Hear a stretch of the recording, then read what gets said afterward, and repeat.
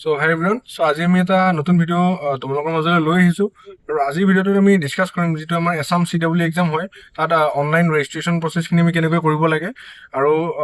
তাত প্ৰায় 6টা ষ্টেপছ আছে। তাত ষ্টাৰ্টিং উইথ দ্য লাইক যিখিনি আমি নেম, তোমালোকৰ যিখিনি নেম হওক বা ফাদাৰ্ছ নেম সেইখিনি বা ষ্টাৰ্টিং কৰি কিনে তাৰপিছত তোমালোকে নিজে লগ ইন কৰিব লাগিব। এট দ্য বিগিনিং তোমালোকে লগ ইন কৰিব লাগিব, তাৰপিছত তোমালোকে নিজৰ পাৰ্চনেল ডিটেইলছ দিব লাগিব, তাৰপিছত তোমালোকে এই গোটেইখিনি তোমালোকৰ এক্সামৰ ডিটেইলছ, মাৰ্কশ্বিট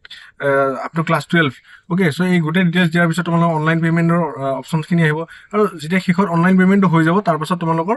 ৰেজিষ্ট্ৰেশ্যনটো কমপ্লিট হ'ব আৰু তোমালোকৰ নিজৰ ইমেইল বা মেছেজত সেই এটা কনফাৰ্মেশ্যনৰ মেছেজটো আহিব। আৰু কিছুমানৰ হয়তো লগালগ নাহিব পাৰে, বাট এদিন দুদিনৰ ভিতৰত আহি যাব। তো এইখিনি মই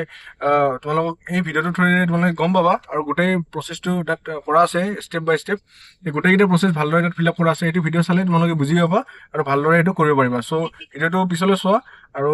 আই হোপ তোমালোকে এইটো ভাল পাবা। চ' তোমালোকে দেখিব পাৰিছা যে আমি পোনপ্ৰথমে আমি আছটো CW 2026 ৰেজিষ্ট্ৰেশ্যন আমি শ্বেয়াৰ কৰিছোঁ আমাৰ CS ইঞ্জিনিয়াৰ, আৰু তাৰপিছত এই ৱেবছাইটটো অ'পেন আপ হৈছে আৰু যেতিয়া অ'পেন আপ হ'ব তেতিয়া তোমালোকে ইয়াত যাব লাগিব আছটো ছায়েন্স এণ্ড টেকন'লজি ইউনিভাৰ্চিটি, তোমালোকে ক্লিক কৰিব লাগিব আৰু এনেকৈ ক্লিক কৰাৰ পিছত ইয়াত খোল খাব। লাইক এইটো হ'ল আছটোৰ website, Assam science and technology ইউনিভাৰ্চিটিৰ ৱেবছাইট, যিটোৰ আণ্ডাৰত মানে তোমালোকে CW এই এক্সামটো দিবলৈ গৈ আছে। তো তোমালোকে CW আপোনাৰ এপ্লিকেশ্যন লিংক এপ্লাই কৰিব লাগিব আৰু এপ্লাই কৰিলে এইখিনি আহিব। তোমালোকে ইনফৰ্মেশ্যন ব্ৰাউচাৰখিনি চাব পৰা, NHR চাব পৰা। ইনফৰ্মেশ্যন ব্ৰাউচাৰ তোমালোকক ইয়াৰ ওপৰত দিয়া আছে, like information browser combine entrance exam 2026। তো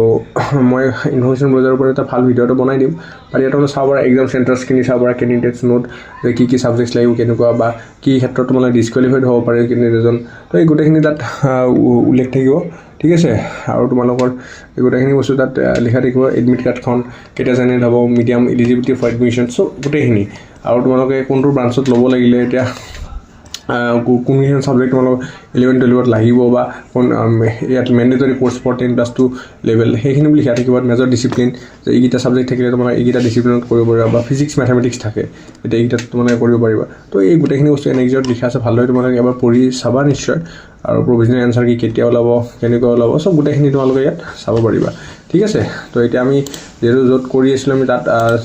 আমাৰ ইয়াত তোমালোকে দেখিব পাৰিছে। তো এইখিনি ইনফৰ্মেশ্যন দেখিছে। NHRখন যদি আমি চাব যাওঁ, NHR তোমালোকে কেনেকৈ মক টেষ্টখন দিব লাগিব, কেনেকৈ ফৰ্ম ফিল আপ কৰিম, বা তোমালোকে কেনেকৈ এক্সামত দিবা মক টেষ্টত। তো ইয়াত এটা স্পেচিমেন দিয়া আছে, চ' ইয়াত এটা তোমালোকে আইডিয়া এটা পাই যোৱা, এটা ৰাফ আইডিয়া এটা তোমালোকে ইয়াত পাই যাবা, অ'কে। চ' দেন আমি এতিয়া হোমত গ'লোঁ আছটো ছায়েন্স এণ্ড টেকন'লজি ইউনিভাৰ্চিটি। চ' ইয়াত তোমালোকে চাব আৰু ৰেজিষ্ট্ৰেশ্যন এইবিলাক চব লিখা আছে। তো নেক্সট আমি যিহেতু আমি নতুন হয়, তো ইয়াত লিখা হৈছে ষ্টেপ অন ৰেজিষ্ট্ৰেশ্যন, তাৰপিছত candidate log in, application form, review application form, online payment, application report and acknowledgement print. তো এই গোটেইখিনি কৰাৰ পিছত তোমালোকৰ এই টোটেল 6টা ষ্টেপ লিখা আছে, দেখিছা তোমালোকে। এই 6টা ষ্টেপ দিয়াৰ পিছত তোমালোকৰ CW দিব পাৰিবা। আৰু ইয়াৰ ওপৰত লিখা আছে combine entrance examination 2026 for admission to BTech first semester program in the state of Assam. All আমাৰ ষ্টেট অফ আছামতে এইটো লোৱা হ'ব। তো ৰেজিষ্ট্ৰেশ্যন আমি গৈছোঁ ধুনীয়াকৈ। তো ইয়াত একাডেমিক ইয়াত এডমিশ্যন খুলিছে, তো একাডেমিক ইয়াৰ এডমিশ্যন 2026 তোমালোকৰ নিজৰ ইমেইল ID তোমালোকে দিব পাৰিবা, অ'কে। আৰু তোমালোকৰ যিটো নিজৰ মোবাইল নাম্বাৰ সেইটো তোমালোকে দিবা ইয়াত নিশ্চয়, ঠিক আছে। তাৰপিছত তোমালোকে ইয়াত OTP জেনেৰেট কৰিব লাগিব, ইণ্টাৰ OTP যদি দিয়া যায়, অ'কে দিলেও, অ'কে।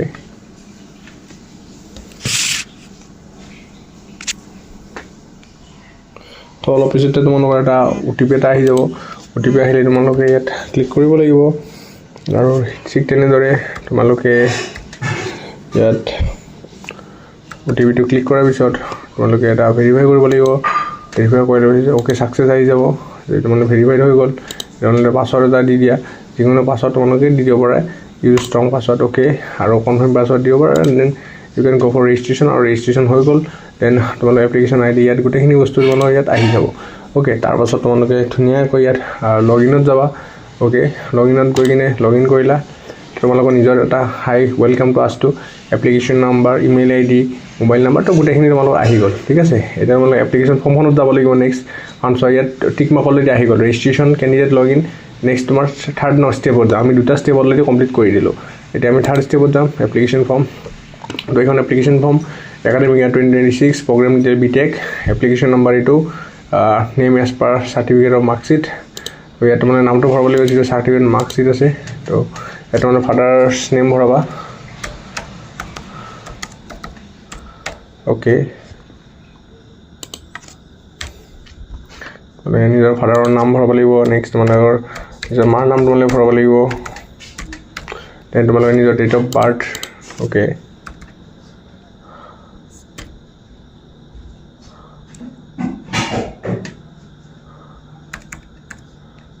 তো নিজৰ নামটো তোমালোকে ভৰাবা তাৰপিছত এজ 20 তোমাৰ এজটো আহি যাব এক্সাম চেণ্টাৰ চিলেক্ট কৰিব লাগিব তোমালোকে চাপ'জ মই গুৱাহাটী চিলেক্ট কৰিব পাৰিছোঁ এক্সাম চেণ্টাৰটো এনেকৈ তোমালোকে নিজৰ প্ৰিফাৰেঞ্চ হিচাপত দিব পাৰিবা লাইক ঠিক আছে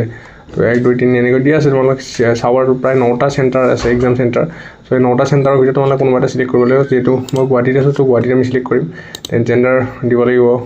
য়েছ PRCখন লাগিব তোমালোক আৰু এড্ৰেছ লাইনৰ মানে ইয়াত তোমাক ষ্টাৰ দিয়া আছে এড্ৰেছ লাইন 1 2 3 তো কিবা এটা এড্ৰেছ দিলে হ'ল অ'কে তো চিটি গুৱাহাটী এইখিনি তোমালোকে দি দিবা ঠিক আছে নেশ্যনেলিটি ইণ্ডিয়ান STD কোড এইবিলাক ইম্পৰ্টেণ্ট নহয় but mobile number important email ID then category select কৰিব দিছে এতিয়া যিহেতু মই আনৰিজাৰ্ভ কেটেগৰী বিলং কৰোঁ আনৰিজাৰ্ভ যিখিনি SC কৰে STP বা ST হিলছ কৰে তো তোমালোকে চাব পাৰা প্ৰায় 5টা অপশ্যনছ আছে তো এই গোটেইখিনি যোনে যিখিনি তোমালোকে পৰা বা OBC MOBC নন ক্ৰিমিলিয়াৰ সেইখিনি NCLত পৰিব তো ঠিক আছে মানে OBC MOBC যিখিনি নন ক্ৰিমিলিয়াৰ সেইখিনিৰ বাবে এইটো কোটা হয় আৰু ক্ৰিমিলিয়াৰ এটা থাকে তেওঁলোকৰ বাবে নহ'ব এইটো নন ক্ৰিমিলিয়াৰৰ বাবে থাকিব মই এইটো আনৰিজাৰ্ভত কৰিম আৰু তোমালোকে যদি বেলেগ ধৰণৰ কিবা এনেকুৱা কৰা চাপ'জ OBC যেতিয়া OBC MOBC মাৰিম তেতিয়া এই অপশ্যনকেইটা খোল খাব আৰু এই অপশ্যনকেইটা কোনটো পৰা তাৰমানে মৰণ বৰা নে মটক পৰা কোচ ৰাজবংশী টাই আহোম চুতীয়া TGLE EXTG আদাৰ এই গোটেইখিনি পৰিব ঠিক আছে আৰু এইখিনিৰ ওপৰত ডিপেণ্ড কৰিব তোমালোকে কোনটো লেয়াৰ মানে কোনটো তোমালোকৰ কেটেগৰীত পৰিবা আৰু সেই হিচাপত তোমালোকক মানে কোটাৰ দিয়া হ'ব যিহেতু মই আনৰিজাৰ্ভ কৰিছোঁ আৰু ইয়াত চেণ্ট্ৰেল গভৰ্ণমেণ্ট এমপ্লয়িৰ কাৰণে কোটা থাকে তোমালোকৰ যদি মানে আমাৰ যেতিয়া কাউন্সিলিং হ'ব তেতিয়া চেণ্ট্ৰেল গভৰ্ণমেণ্টৰ এটা কোটা থাকিব আৰু সেই কোটাত চাব পৰা এইকেইটা তোমালোকৰ অপশ্যনছ আছে ইয়াৰ কোনোবা এটা যিটো তোমালোকে পৰা লাইক চেণ্ট্ৰেল গভৰ্ণমেণ্ট এমপ্লয়িজৰ হওক ৰিটায়াৰ্ড ডিফেন্স পাৰ্চনেল NC তো এইকেইটাত যদি পৰা তোমালোকে বা ফিজিকেলি চেলেঞ্জ এনেকুৱা যদি স্পৰ্টছমেনশ্বিপ এইবোৰ পৰা ইয়াত ক্লিক কৰিব পৰা তেতিয়া তোমালোকে এটা কোটা হৈ যাবা EWS তোমালোকৰ আছে নেকি যদি ইকনমিকেল উইক ৰেষ্ট্ৰিকশ্যনছ তোমালোকে হয় য়েছ কৰিব পৰা নহ'লে ন' বুলি ক'ব মই ন' দিছোঁ অ'কে আৰু ডিপ্ল'মা হ'ল আণ্ডাৰ ষ্টেট কাউণ্ট্ৰি যিহেতু বহুতে পলিটেকনিক পঢ়ি কিনে CW এক্সামটো দিবলৈ আহে চ' তেওঁলোকৰ বাবে এইটো প্ৰশ্ন মানে তেওঁলোকৰ বাবে এইটো অপশ্যন আছে যে হয় নেকি যদি হয় য়েছ কৰিবা নহ'লে নহয় ক'বা okay have you pass your qualifying examination without grace and same sitting grace mark সেইটো হয় নহয় এইটো তোমালোকে চাব লাগিব yes degree holder no' have you studied from class 7 to 10 in government school under SEBA state government under HSC SCP সেইটো কথা সুধিছে যে তোমালোকে 7 পৰা 10লৈ গভৰ্ণমেণ্ট স্কুল পঢ়িছা নেকি সেৱা বা যিটো আমাৰ বৰ্তমান সময়ত সেৱা আৰু কাউন্সিলিং মিলাই কিনে কাৰণ যদি তাত তোমালোকে পঢ়া ঠিক আছে তোমালোকে 11 12টো যদি ষ্টেট গভৰ্ণমেণ্ট কলেজত পঢ়া আমাৰ ষ্টেট গভৰ্ণমেণ্টৰ বা 7 to 10লৈ পঢ়া তেতিয়াহ'লে তোমালোকে এটা গভৰ্ণমেণ্টৰ বাবে এটা কোটা দিয়া হয় সেইটো তোমালোকে আই থিংক 2024ত সেইটো ইণ্ট্ৰডিউচ কৰা হৈছিলে ফাৰ্ষ্ট তো তোমালোকে সেই কোটাটো পাবলৈ এলিজিবল হ'বা যদি য়েছ বুলি ক'বা নহ'লে ন' বুলি ক'বা ঠিক আছে এতিয়া যিহেতু মই ন' বুলি অপশ্যনছটো দিছোঁ তো তোমালোকে যোনে য়েছ বুলি ক'বা তেতিয়া এটা কোটাত পাই যাবা এতিয়া HSLC তোমালোকৰ যিখিনি ষ্ট্ৰীমছ লাইক তোমালোকে যিটো ছায়েন্স ষ্ট্ৰীম তোমালোকে অ'কে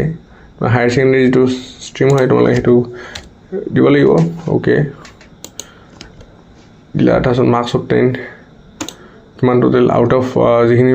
মাৰ্কছ হয় এণ্ড যিখিনি তোমাৰ ৰোল নম্বৰ হয় তোমালোকে সেইটো দিব লাগিব ইয়াৰ অফ পাছিং দিব লাগিব ইয়াৰ অফ এডমিশ্যনছ দিব লাগিব বৰ্ড ইউনিভাৰ্চিটি সেইখন তোমালোকে দিব লাগিব ঠিক আছে যে কোনখন বৰ্ডৰ পাছ কৰিছা CBSE হ'লে CBSE দিব লাগিব ইয়াৰ অফ পাছিং দি দিব লাগিব ইয়াৰ পাছিং তোমালোকে এতিয়া ইয়াৰ যিটো পাছিং হয় চাপ'জ 2020 যদি তোমালোকে ড্ৰপ লৈছা তেতিয়াহ'লে চাপ'জ এবছৰ ড্ৰপ যদি তোমালোকে লৈছা বা দুবছৰ সেইটো ডিপেণ্ড কৰিব চাপ'জ মই এজ এ ফ্ৰেচাৰ হিচাপে এইটো যদি মই ৰেজিষ্ট্ৰেশ্যন কৰিবলৈ যাওঁ বা আমি ফিল আপ কৰিব যাওঁ আৰু তেতিয়াহ'লে আমি অফক'ৰ্ছ 2026তে হ'ব চ' 2026ত দিছোঁ আমি আৰু ইয়াৰ অফ যিটো এডমিশ্যনছ হয় তো ঠিক আছে মানে ইয়াত সুধিছে এডুকেশ্যনেল কোৱালিফিকেশ্যন ইয়াৰ বাবে কোনটো বছৰত তোমালোকে পাছ কৰিছা আৰু কোনটো বছৰত তোমালোকে এডমিশ্যন লৈছিলা হা মানে HSLCত এডমিশ্যন লৈছা তো যিহেতু দুবছৰীয়া কোৰ্চ হয় তো দুবছৰ আগত দিব লাগিব 2024ত তোমালোকে লৈছিলা অ'কে তাৰপিছত ইনষ্ট্ৰাকশ্যন ফটোগ্ৰাফ তো size of photograph must be less than 35 KB তো ইয়াত এইখিনি দিব লাগিব তোমালোকে 35 KB to text instruction for signature এইখিনি দিয়া আছে তাৰপিছত আই ডিক্লেয়াৰ দিব ছেভ এণ্ড কণ্টিনিউ হ'ব অ'কে তো এইখিনি আমি এপ্লিকেশ্যন ফৰ্মটো কৰি আছোঁ review application form online application then application ৰিপৰ্টটো আমি একনলেজমেণ্ট প্ৰিণ্ট কৰি দিম দেন আমাৰ হৈ যাব অলৰাইট অ'কে তো মই ইয়াত লগতে কৈ দিওঁ যদি তোমালোকে চেণ্ট্ৰেল গভৰ্ণমেণ্ট এমপ্লয়ৰ কোটাত নাই নান দিব লাগিব ঠিক আছে কাৰণ ইয়াত নহ'লে তোমালোকে যেতিয়া ছেভ এণ্ড কণ্টিনিউ মাৰিব তেতিয়া সেই বস্তুটো অপশ্যনত নাহিব তোমালোকে নান দি দিব লাগিব ঠিক আছে তো নান দিব লাগিব দেন মই ছেভ এণ্ড কণ্টিনিউ কৰিলোঁ মোৰ এইটো এপ্লিকেশ্যন ফৰ্ম এইটো মোৰ ক্লিয়াৰ হৈ গ'ল এণ্ড ফাইনেলি মোৰ আহি গ'ল যে মোৰ যিহেতু review and application form edit আহিব তো এতিয়া ষ্টেপ 4ত আমি যাব লাগিব আমি তিনিটা ষ্টেপ আমি অলৰেডি কমপ্লিট কৰিলোঁ এতিয়া আমি ষ্টেপ 4ত আমি গৈ আছোঁ ষ্টেপ 4 তোমালোকে চাব পাৰিবা review application form edit application এইটো দেখিছা একাডেমিক ইয়াৰ আৰু গোটেইখিনি তোমালোকে এবাৰ ৰিভিউ কৰিব দিছে বস্তুটো যে ঠিক আছে নাই যদি হয় তেন আপডেট এণ্ড কণ্টিনিউ কৰিব লাগিব অ'কে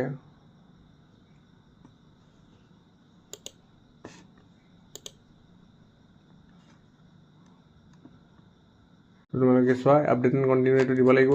আপডেট হোৱাৰ পিছত তোমালোকক চিধা অনলাইন পে'মেণ্টৰ অপশ্যন দিয়া হ'ব তাত অনলাইন পে'মেণ্টত তোমালোকে যিটো পে'মেণ্ট কৰা তোমালোকে কেতিয়াবা নেট বেংকিং হওক বা জিপে' হওক বা যিটো তোমালোকৰ অনলাইন পে'মেণ্ট সেইটো দিয়াৰ পিছত তোমালোকে মানে ধুনীয়াকৈ সেইখন পে'মেণ্ট হৈ যাব আৰু এপ্লিকেশ্যন ৰিপৰ্ট হৈ গ'ল তো এইখিনি মেইন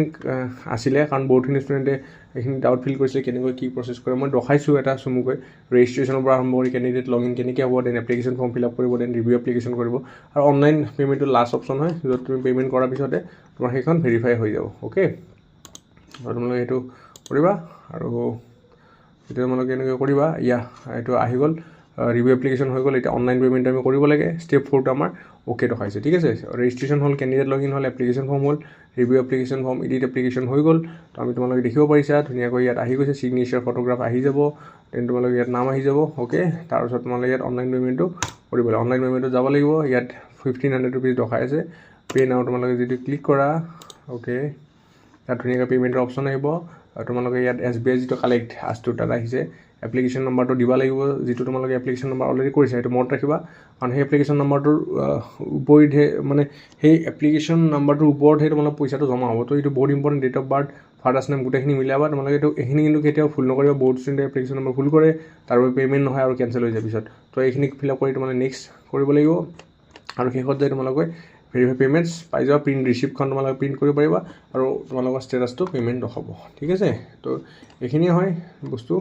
আৰু তোমালোকে মই পে'মেণ্টৰ গোটেইখিনি প্ৰায় দেখাইছোঁ তো এইখিনি ক্লিক কৰিলে তোমালোকে হৈ যাব নেক্সট দেখালে তোমালোকে payment complete application fill up হ'ল পে'মেণ্ট কমপ্লিট দেন তোমালোকৰ এইটো এপ্লিকেশ্যনটো অন হ'ব ঠিক আছে তো মই এইটো ষ্টেপলৈ দেখাইছোঁ চ' তোমালোকে ভিডিঅ'টো দেখা পালা এই অনলাইন এপ্লিকেশ্যন প্ৰচেছটো কৰা হয় এতিয়া তোমালোকৰ যদি ক'বলৈ যোৱা যায় যিটো এক্সাম হ'ব সেই এক্সামৰ আগত এডমিট কাৰ্ডটো ওলাব আৰু আপডেটখিনি তোমালোকে চাই থাকিবা আজটোৰ যিটো ৱেবছাইট তাতে আপডেটবিলাক পাই থাকিবা আৰু আই হোপ যে ভিডিঅ'টো বহুত ইউজফুল হৈছে আমাৰ চেনেলটো ছাবস্ক্ৰাইব কৰিবা শ্বেয়াৰ কৰিবা আৰু তোমালোকে কমেণ্ট জনাবা যদি আৰু নতুন ভিডিঅ' লাগে আমি নিশ্চয় এই চেনেলৰ মাধ্যমেৰে তোমালোকৰ মাজলৈ আনি থাকিম ধন্যবাদ